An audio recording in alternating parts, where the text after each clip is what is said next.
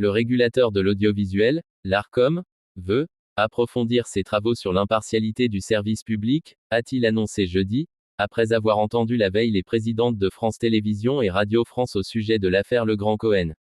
Dans un contexte de défiance à l'égard des institutions et des médias, l'Arcom souhaite poursuivre et approfondir ses travaux visant à conforter l'impartialité de l'audiovisuel public et à en mesurer la perception par le public, a expliqué l'autorité indépendante dans un communiqué.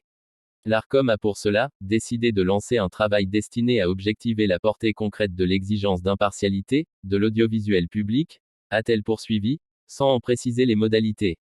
Le régulateur va également mettre sur pied une étude indépendante, quantitative et qualitative, sur la perception et les attentes du public en la matière.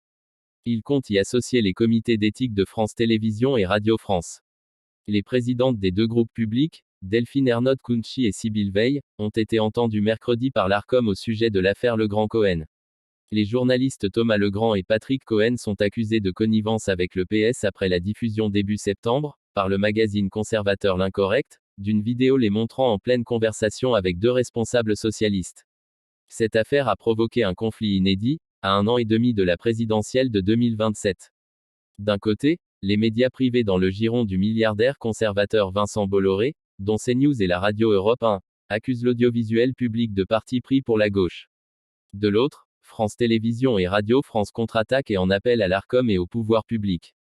Dans son communiqué, l'Arcom rappelle qu'elle n'est pas compétente pour se prononcer sur des vidéos qui n'ont pas été diffusées à l'antenne, ni sur le respect de la déontologie professionnelle des journalistes, qui relèvent de leur employeur.